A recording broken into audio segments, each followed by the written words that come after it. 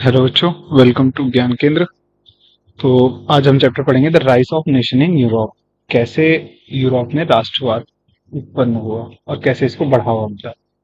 तो अगर हम पहले इस पिक्चर से शुरू करते हैं तो इसमें एक लेडी है जो मतलब एक मशाल पकड़ी हुई है, जो सिंबल है किसका, लिबर्टी का, आजादी का। और इसमें डिफरेंट डिफरेंट लोग हैं जो आसपास सराउंडिंग में प्रेजेंट हैं, और नीचे एक एक मतलब भीड़ है जो एक सीक्वेंस में चल रही है, जो किस चीज को दिखा रही है कि इनको एक सोशल रिपब्लिक और डेमोक्रेटिक वर्ल्ड वाइड चाहिए।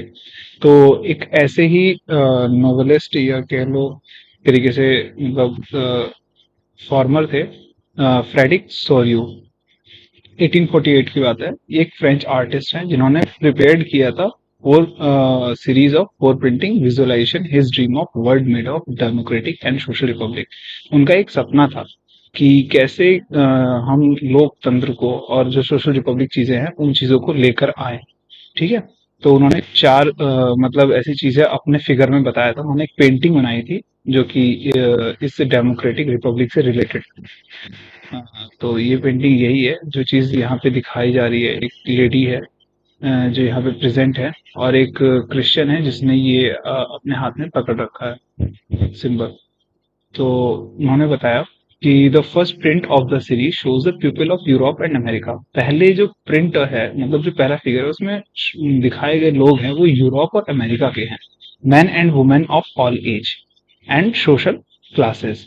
मतलब इसमें सारे आदमी, औरत और हर एज के लोग, और जो सोशल क्लास मतलब middle class, upper class, lower class, सभी लोग यहाँ पे प्रेजेंट हैं। और वो क्या कर रहे हैं, marching in a long train. एक लंबी मतलब जैसे बना रखा है, यहाँ पे देख रहे होगे आप लोग, जैसे ये लाइन बनी हुई है पूरी। तो ये मार्च कर रहे हैं एक सिंबलाइज लेके, किसका, लिबर्टी का, offering the homage, homage of the Statue of the liberty. Homage मतलब भक्ति भाव, और जो स्टेटस है वो मतलब ये जो चीजें दर्शा रही हैं वो लिबर्टी के लिए, मतलब आजादी, आजादी को दिखा रही हैं।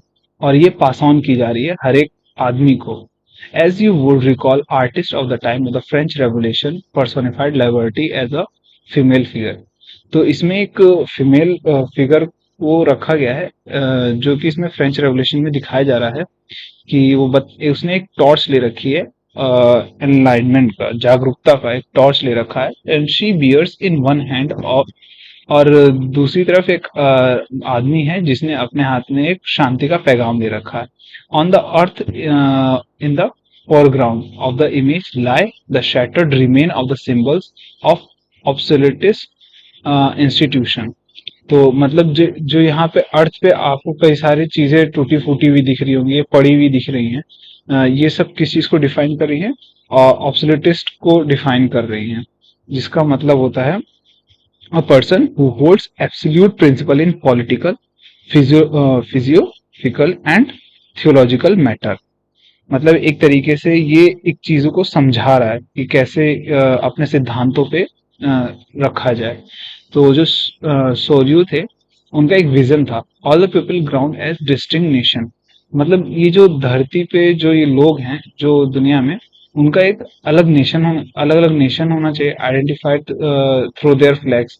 जो ये लोग हैं, मतलब सौर्य के विजन के हिसाब से जो धरती पे लोग हैं ये अलग अलग नेशंस में बटे हुए हैं, आइडेंटिफाई करते हैं फ्लैग्स के थ्रू, मतलब अपने झंडों से अपने आप को दर्शाते हैं, अपने नेशनल कॉस्ट्यूम जो वो पहनते हैं उससे अपने आप को दर्शाते हैं। लीडिंग द प्रोसेशन वे pass the Statue of Liberty. और जो ये चीजें चली आ रही हैं, ये एक मतलब सिंबलाइज्ड है या बना दिया गया है कि ये आजादी का प्रतीक है, कि हम आजाद हैं अगर ये सब चीजें उनके पास है तो। और the United State and Switzerland, जो यूनाइटेड स्टेट और स्विट्जरलैंड है, which by the time were already nation state, ये ऑलरेडी नेशन स्टेट है। नेशन स्टेट का मतलब होता है अ ग्रुप ऑफ पीपल, मतलब ऐसे लोग जिनका सेम कल्चर हो, लैंग्वेज हो, हिस्ट्री हो, मतलब जो भी उनका पास्ट रहा हो वो सब कुछ कैसा हो, सेम हो उन लोगों का। Who have a form an independent country, और वो एक इंडिपेंडेंट ग्रुप में बटा हुआ है, और वो मानता था कि आइडेंटिफाई कर रहे हैं उसको फ्लैग के थ्रू, नेशन कॉस्ट्यूम के through, leading the processing way the past status of liability. तो ये जो चीजें थी ये सब दर्शाती थी उस समय पे कि ये आजादी का एक प्रतीक है।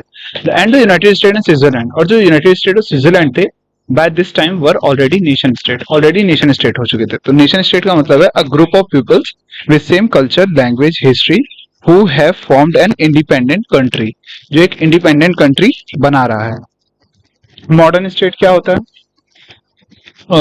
ऐसी सेम रिलेटेड है एक मॉडर्न स्टेट, जिसका मतलब होता है state in which power and authority are centralised, जिसमें एक पावर और अथॉरिटी जो है सेंट्रलाइज्ड कर दी जाती है, and experienced by an independent administration organisation, और ये किसी एक ऑर्गेनाइजेशन थ्रू इसको चीजों को चलाया जाता है। ठीक है, तो अब आगे क्या था? France identifiable by the revolutionary try colour. अब वो जो फ्रांस था ये किस चीज से आइडेंटिफाई करता था? अपने ट्राई कलर से। Had just reach the statue, और फिर उस चीज को उसने किसने कन्वर्ट कर दिया? स्टैचू में। She is followed by a peoples of Germany. तो जो जर्मनी की जो लोग थे, bearing the black and red gold flag, मतलब वो क्या अपने फ्लैग पे दर्शाते थे? Black, red and gold. इंटी interestingly at the time when Sorrieu created this image, जब सोरियो ने इस इमेज को क्रिएट किया तो जो जर्मन पीपल से did not yet exist as united nation, तब पीपल मतलब यूनाइटेड नेशन को नहीं मानते थे इतना। The flag they carry an expression of liberal hope in 1848 to unify the numerous German speaking principalities into the nation state। तो मतलब जो वहां के लोग थे 1848 में, मतलब जो जर्मन थे उन्होंने स्पेसिफाई किया, मतलब उन्होंने बताया कि मतलब जो उनके प्रिंसिपलिटीज थे उनको कन्वर्ट करने की किसने कोशिश की? नेशन स्टेट में, अंडर द डेमोक्रेटिक कॉन्स्टिट्यूशन।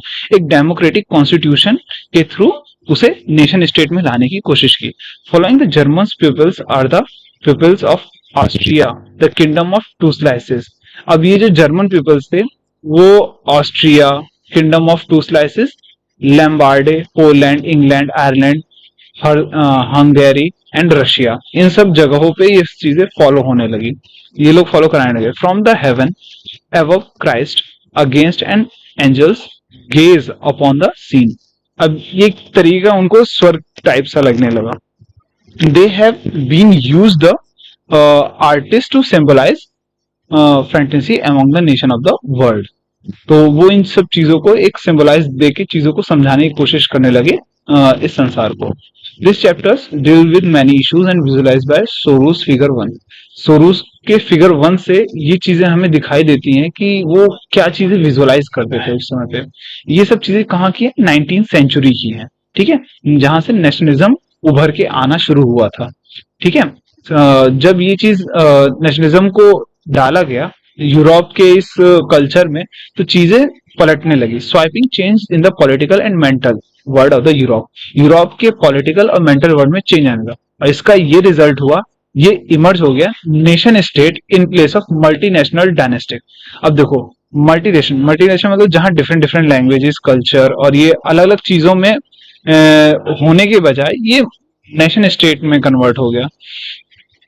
ठीक है, the concept and the practices, तो ये चीजें हमें देखने को मिलता है।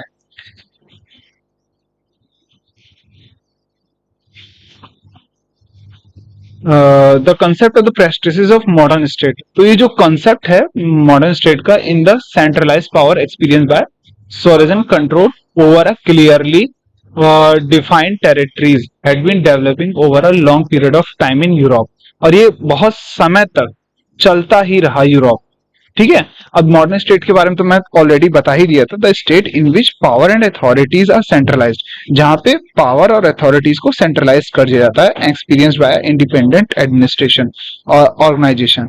ये एक इंडिपेंडेंट एडमिनिस्ट्रेशन ऑर्गेनाइजेशन के थ्रू एक्सपीरियंस कराया जाता है ओवर क्लियरली डिफाइंड टेरिटरी। ठीक है, in which centralized power experienced by sovereign control over a clearly defined territory had been developing over a long period of time in Europe. और ये बहुत लंबे समय तक यूरोप में चलता रहा. But a nation state was one which the majority of the citizens, पर जो नेशन स्टेट के चीजें थी वो लोग उसको ज्यादा मानते थे. नॉट ओनली इट्स रूलर, ना कि वहां के rulers, came to develop a sense of common identity and shared history of descent. तो जो ये चीजें डेवलप हुई, common identity and shared history descent, इन सब चीजों को वहां दिखाया गया, आइडेंटिफाई कराया गया. The commons did not exist from the time immemorial. ठीक है, तो जो इसके कॉमननेस जो थे ही नहीं, जो इसमें एग्जिस्ट ही नहीं कर रहे थे, वो टाइम, उस टाइम में क्या कहने लगे, इमोरियल कहने लगे. It was forget through the struggles, और वो इन सब चीजों से गुजरते थे through the action of leaders and common people. Common peoples और जो लीडर्स थे इन सारी चीजों से स्ट्रगल करते थे. This chapter will look at the diverse process through the nation state and the nationalism came into the 19th century in Europe. तो मतलब हम इस चैप्टर में क्या देखेंगे, डाइवर्स प्रोसेस देखेंगे, कैसे नेशन स्टेट और नेशनलिज्म आया कब, 19th सेंचुरी में यूरोप में. ठीक है, और साइड वाइज इसके कुछ चीजें आपको दे रखी हैं, इसको थोड़ा ध्यान से पढ़ लीजिएगा. अभी के लिए मैं इतना पढ़ा रहा हूँ, अगला हम स्टार्ट करेंगे French revolution and idea of nation. अभी की वीडियो में सिर्फ इतना ही. अगर कोई दिक्कत या डाउट यहाँ तक अभी तक आया तो बताना. ठीक है, और इसके बाद अगर हम स्टार्ट करेंगे तो पूरा ही चैप्टर एक बार में हम खत्म करने की कोशिश करूंगा. वैसे मैं सोचा हूँ कि जैसे ये फ्रेंच रेवोल्यूशन है, फिर नेक्स्ट इसका अगला जो चैप्टर है फ्रेंच रेवोल्यूशन के बाद, मतलब next topic making nationalism in Europe, ये चीज स्टॉप करें, मतलब स्टार्ट करेंगे. ठीक है, फिर अगला ऐसे उसका अलग अलग टॉपिक अलग अलग वीडियो में कंटिन्यू करें. ठीक है, और वैसे ज्यादा एसएसटी में कोई दिक्कत होने वाली है नहीं. हाँ, एक चीज याद रखना, आपको ट्रांसलेशन अच्छे से आना चाहिए, ताकि आप अगर चीजों को समझ लें तो अपने जब भी आप कहीं मतलब बैठे ना, जैसे आप मान लो अभी मैंने चैप्टर आपको पढ़ा, आपको चीजें समझ में आ गई, इससे रिलेटेड आप क्वेश्चन सॉल्व करिए. क्वेश्चन सॉल्व करने का इन सेंस मतलब कि क्वेश्चन लीजिए और अपनी तरह से बना के लिखने की कोशिश कीजिए. जितना आप सेल्फ राइट करने की कोशिश करेंगे उतना बढ़िया रहेगा आपके लिए. इसमें ज्यादा, क्योंकि देखो एसएसटी लोग क्या करते हैं, कोशिश करते हैं याद करने की. आप कितना भी याद कर लो, नहीं मतलब उतना कभी याद कर ही नहीं पाओगे आप. एक ना एक बाउंडेशन आ जाती है कि हाँ एक लिमिट हो जाती है, इसके बाद नहीं. तो चीजें अगर समझ के आप लिखने की कोशिश करेंगे तो ज्यादा बेटर रहेगा. अगर चीजें नहीं समझ आई हैं तो एक बार मुझे कमेंट करके बताना कि हाँ ये चीज नहीं समझ आई, मैं कोशिश करूंगा और अच्छे से एक्सप्लेनेशन करने की. अगर चाहिए तो कार्टून फॉर्म में बना के मैं इसको आपको रिप्रेजेंट करने की कोशिश करूंगा, कॉपी पे जैसे भी कार्टून फॉर्म में, वो और अच्छा थोड़ा रहेगा, और कोशिश करेंगे आगे भी. हाँ, और एक चीज और, ये जो लाइव क्लासेस वाला सीन है, ये मैं आपको लाइव जूम में मतलब पढ़ाने का सोचा था, और पर उसके लिए जो टीचर्स हैं उनको कुछ पेमेंट्स वगैरह करनी पड़ेंगी, मतलब फी वगैरह देना पड़ेगा. तो अभी जूम लाइव क्लासेस को थोड़ा पेंडिंग में रखते हैं. हाँ, अगर हमारे बच्चे अगर ज्यादा तादाद में हो जाते हैं, मतलब और ज्यादा बच्चे ऐड होते हैं, तब हम इसे अच्छे से कंटिन्यू करेंगे. और जूम क्लासेस अगर किसी को करना है तो मुझे बताना, उसके लिए अलग से जूम क्लासेस मैं पूरा फॉर्म कर दूंगा, और उन्हीं को आईडी और पासवर्ड दे दूंगा, और वो आराम से क्लास ज्वाइन करके अच्छे से क्लास में ही अपने डाउट्स वगैरह सब कुछ पूछ सकते हैं. तो अगर ये चाहिए तो आप कमेंट करके जरूर बताइएगा, और टेलीग्राम को जरूर ज्वाइन करिएगा. टेलीग्राम पे सीधे ज्ञान केंद्र लिखिए, उसका लोगो जी टाइप का है, आपको मिल जाएगा. अभी मैं इस पे दिखा नहीं पा रहा हूँ, हाँ बट मैं मेंशन कर दूंगा, एक बार वहां पे जाके देख लेना. Thank you for all the best.